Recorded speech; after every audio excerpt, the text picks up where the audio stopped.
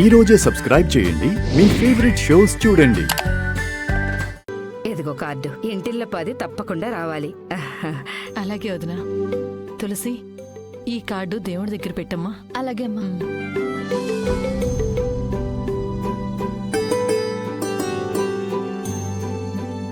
వదినా, తప్పుగా అనుకోవద్దు, ఒక్క మాట చెప్పనా? పెళ్లికి ఇంట్లో అందరూ రండి, కానీ తులసిని మాత్రం తీసుకురాకండి.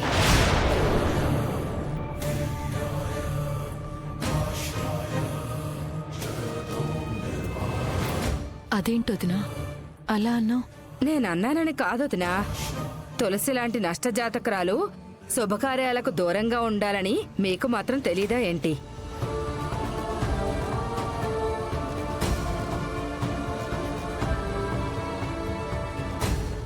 ఏం మాట్లాడుతున్నారు? తులసి పెళ్లికి రావటం కూడా తప్పేనా? జాతకంలో పెళ్లి రాత లేని ఆడపిల్ల ఏ పెళ్లికి వెళ్ళకూడదు. వెళ్తే పెళ్లి చేసుకునే పిల్లకు అరిష్టం. తన కాపురం కష్టాల పాలవుతుంది.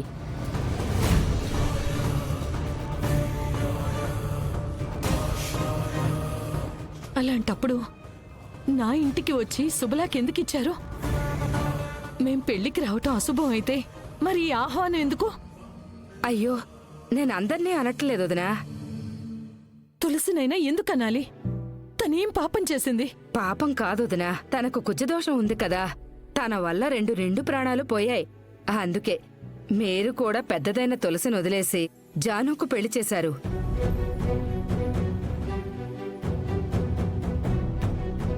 మీ ఇంటి సమస్యకు మీరే పరిష్కారం వెతుక్కున్నప్పుడు బయట వాళ్ళం మేం కూడా ఆలోచించాలి కదా వదినా.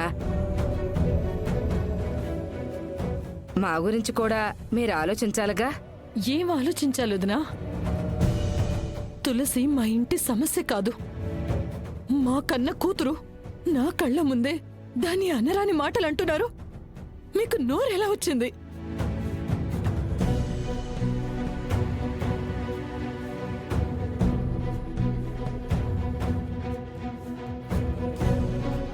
ఎందుకమ్మా ఏడుస్తావు? ఈ నోళ్ళు ఈ మాటలు కొత్త చెప్పు. చూడత్తయ్య, మీరు పెళ్లి పత్రిక ఇవ్వడానికి వచ్చారా లేక మా అమ్మని ఏడిపించడానికి వచ్చారా? మీరు ఓ బిడ్డకి తల్లే కదా, ఇంకొక అమ్మని అర్థం చేసుకోలేరా?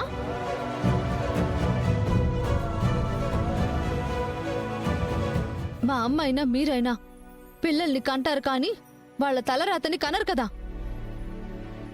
నా రాతకు మా అమ్మని నిందించడం ఎందుకు?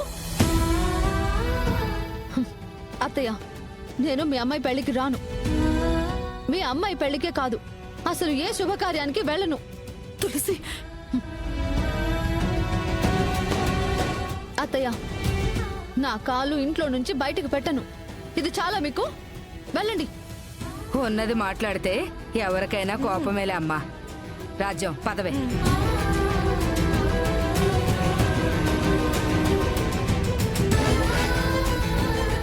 ఏడవకమ్మా. ఎవరు ఏదో అన్నారని ఎందుకు బాధపడతావు? లక్ష్మి, నరాలు లేని నాలుకలు ఏవేవో మాట్లాడుతూ ఉంటాయి. వాటన్నింటినీ పట్టించుకుంటే ఎలా?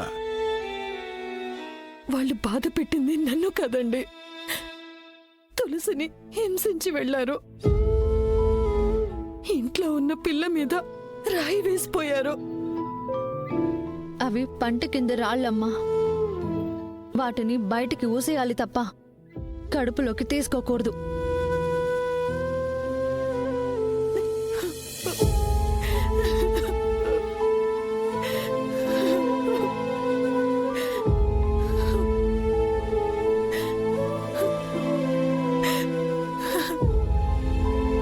లక్ష్మి, బాధపడకు.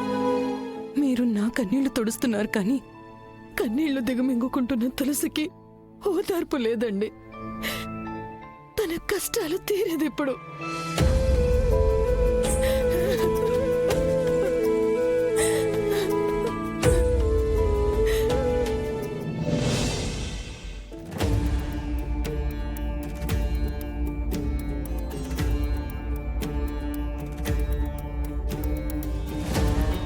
ఆ లక్ష్మి గారి కూతురు తులసిని మన సిద్ధుబాబు ఇష్టపడుతున్నట్టున్నాడు సార్.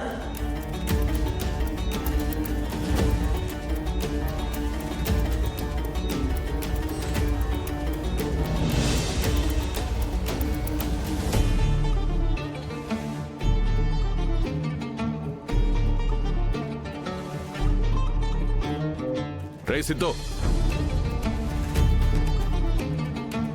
రాత్రంతా ఎక్కడికి వెళ్ళావురా? ఫ్రెండ్స్తో ఉన్నా నాన్న.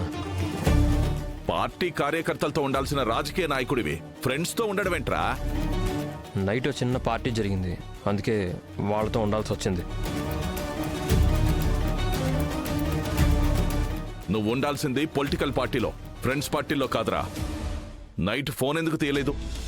ఫోన్ సైలెంట్లో ఉంది, చూసుకోలేదు. అసలు ఎన్నిసార్లు ఫోన్ చేశానో తెలుసా? నీకేమైందో అని ఎంత టెన్షన్ పడ్డానో తెలుసా? బాధ్యత గలవాడివి అనుకుంటే ఇలా బలాదురుగా తిరుగుతున్నావేంట్రా? సారీ నాన్న, ఇంకోసారి అలా చేయను. సరే, నిన్న ఎవరి పెళ్లికెళ్ళావు?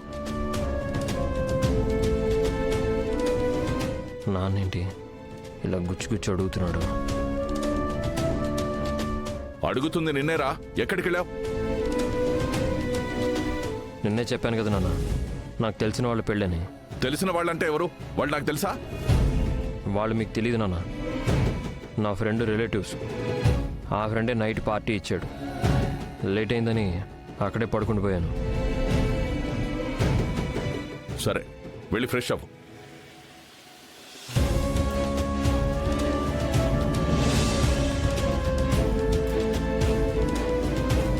నా కొడుకు నాకే అబద్ధాలు చెప్పేంత పెద్దవాడైపోయాడు.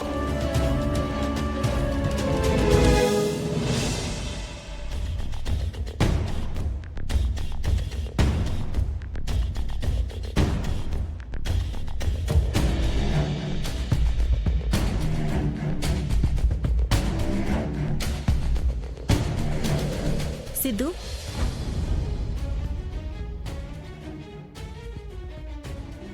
ఏంటోదినా? కంగ్రాట్స్ సిద్ధు. దేనికొదినా? నువ్వు ప్రేమలో పడినందుకు, ఆ ప్రేమని పెళ్లి దాకా తీసుకొస్తున్నందుకు.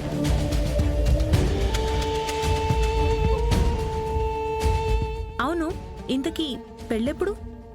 ఏంటోదినా, ఏం మాట్లాడుతున్నావు? అసలు ఇంకా కనిష్కతో ఎంగేజ్మెంటే కాలేదు, అప్పుడే పెళ్లి గురించి మాట్లాడుతున్నావు?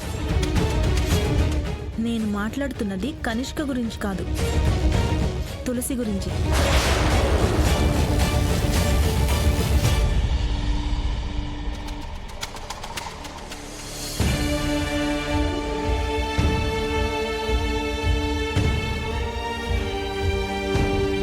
తులసినా?